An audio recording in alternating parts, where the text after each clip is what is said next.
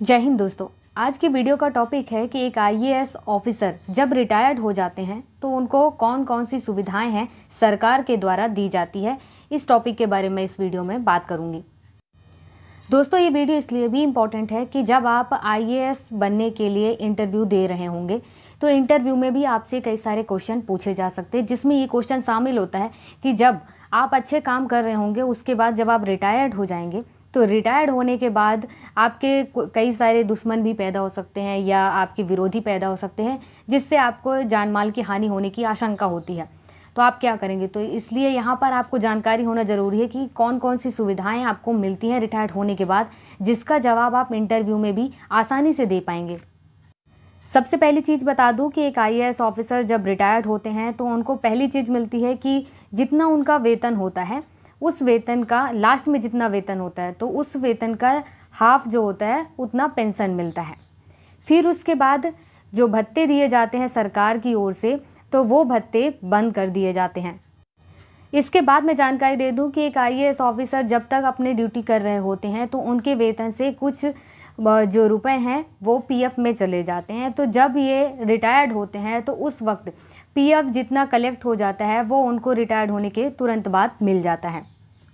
दोस्तों, तीसरा क्वेश्चन होता है कि एक आईएएस ऑफिसर जब रिटायर्ड हो जाते हैं तो उनको सिक्योरिटी मिलती है या नहीं। तो यहाँ पर बता दूं कि जब एक आईएएस ऑफिसर रिटायर्ड हो जाते हैं तो उसके बाद नॉर्मली तो कोई सिक्योरिटी नहीं मिलती है, लेकिन जब एक आईएएस ऑफिसर को यह आशंका होती है कि यहाँ पर मुझे जान माल की हानि है, मेरे जान के सबसे ज़्यादा खतरा है, तो उस वक्त वो सिक्योरिटी की मांग कर सकते हैं और सरकार की ये जिम्मेदारी बनती है कि वो उनको सिक्योरिटी दें। आप देखते होंगे कि सबसे ज़्यादा समाज में इम्पोर्टेंट रखने वाला जो व्यक्ति होता है, जो ये समाज के लिए सबसे ज़्यादा महत्वपूर्ण होता है वो, और जो सबसे ज़्यादा नाम वाला व्यक्ति होता है, इन दोनों को अगर किसी भी प्रकार के जान माल की हानि होने की आशंका होती है, जान का खतरा होता है, तो यहाँ पर सरकार उनको सिक्योरिटी देती है।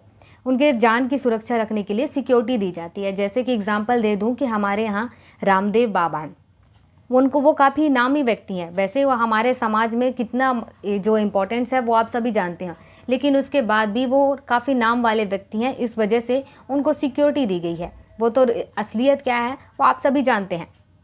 उसके बाद आप देख रहे होंगे कि मुकेश अंबानी है, वो काफ़ी अमीर व्यक्ति और साथ में नामी व्यक्ति भी हैं, साथ में हमारे देश के आर्थिक व्यवस्था में काफ़ी सहयोग भी देते रहे थे।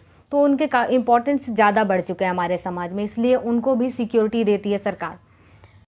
इसी टाइप से एक आईएएस ऑफिसर जब किसी भी क्षेत्र में बहुत अच्छे से काम कर रहे होते हैं और उसके बाद क्या होता है कि अच्छा काम करने की वजह से उनके कई सारे विरोधी भी उत्पन्न हो जाते हैं, कई सारे विरोधी भी आ जाते हैं। तो इस विरोधी से निपटने के लिए, क्योंकि सेवानिवृत्त होने के बाद कई सारे लोगों को पता होता है कि अब तो वो सेवानिवृत्त हो चुके हैं, उनकी बाकी चीज़ें कम हो चुकी हैं, तो इस वजह से वो हमलावर हो जाते हैं। तो यहाँ पर सरकार की ओर से ये सुविधा दी जाती है कि अगर ऐसी कोई स्थिति उत्पन्न होती है तो वो सिक्योरिटी की डिमांड कर सकते हैं, सिक्योरिटी मांग सकते हैं, वो उनका अधिकार होता है।